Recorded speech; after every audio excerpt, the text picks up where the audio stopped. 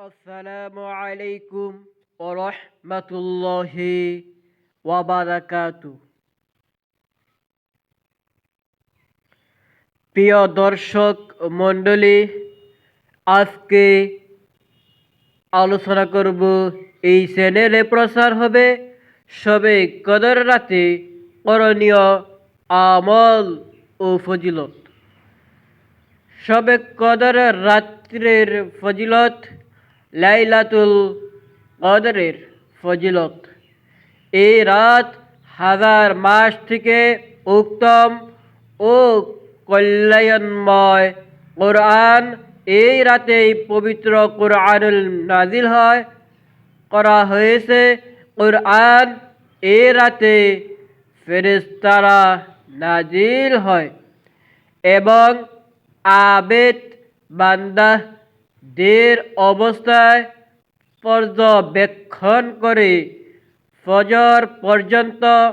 এই রাতে পুরোপুরি শান্তি ও নিরাপত্তার রাতের ইবাদতকে মশগুল বান্দাদের জন্য অবতরণকৃত।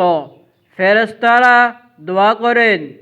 হাদিস: গুনাহ মাফ যে ব্যক্তি লাইলাতুল কদরে ঈমান সহকারে ও আল্লাহর কাছ থেকে বড় শুভ ফল লাভের আশায় ইবাদতের জন্য দাঁড়িয়ে থাকবে, তার পিছনের সব গুনাহ আল্লাহ তাআলা মাফ করে দিবে।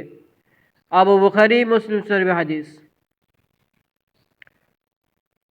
হতভাগ্য লোক ছাড়া আর কেউ বঞ্চিত হয় না। ইবনে মাজাহ।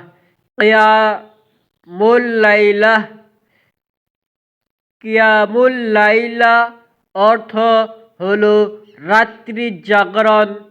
মহান আল্লাহর জন্য আরামের ঘুম স্বেচ্ছায় হারাম করে রাত জেগে ইবাদত করা আল্লাহর প্রিয় বান্দাদের একটি গুণ।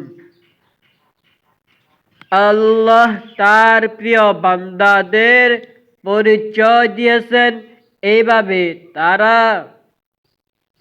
রাত্রি যাপন করে রবের উদ্দেশ্যে সিজদাবনত হয়ে ও দাঁড়িয়ে পড়ে তাদের পাশ দেশ বিছানা থেকে পৃথক থাকে, অর্থাৎ তারা শস্য গ্রহণ করে না, বরং ইবাদত মশগুল থাকে। তারা গজবের ভয়ে এবং রহমতের আশায় তাদের রবকে ডাকতে থাকে। দিয়েছে তা থেকে দান করে থাকে। কেউ জানে না তাদের আমালের পুরস্কার স্বরূপ আখিরাতে তাদের জন্য কি জিনিস গোপনে রাখা হয়েছে। সূরা সিজদা। আল্লাহ প্রিয় বান্দারা গোটা জীবনে এভাবে কাটান। আমাদের সেই জীবনকে প্রবেশ করতে হলে দরকার অধ্যবসায়। পবিত্র রমজান, বিশেষ করে লাইলাতুল কদরে অনুসন্ধানের আমাদের স্মৃতি লক্ষ্য পৌঁছে সাহায্য করবে।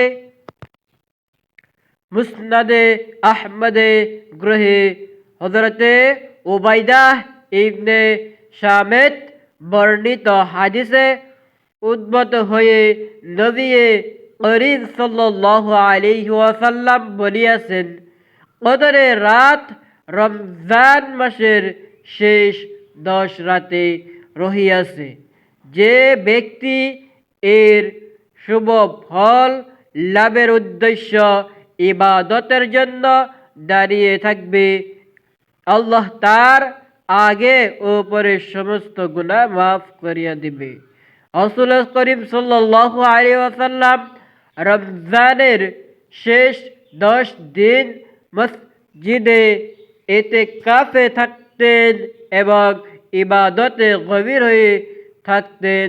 কাজেই আমরাও কোনো একটা বিশেষ রাতকে নির্দিষ্ট না করে হাদিসে অনুযায়ী অন্তর রমজানের শেষ 10 দিনে বেজোর রাতগুলোতে লাইলাতুল কদরের সৌভাগ্য লাভের আশায় ইবাদত করি। মশগুল হয় আমরা এতে অবহেলা করলে হাদিসের ভাষায় হতভাগ্য হিসাবে চিন্তিত হব।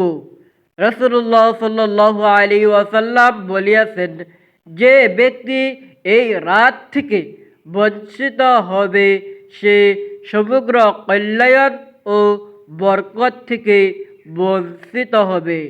কল্যাণ থেকে একমাত্র হতভাগ্য লোক ছাড়া আর কেউ বঞ্চিত হয় না। মিশকাত। আপনাদের যদি ভিডিওটি ভালো লাগে অবশ্যই লাইক করে শেয়ার করে দিবেন আর অপর ভাইদেরকে ভিডিওটি দেখার সুযোগ করে দিবেন। আজকে এখানেই। আসসালামু আলাইকুম ওয়া রাহমাতুল্লাহ।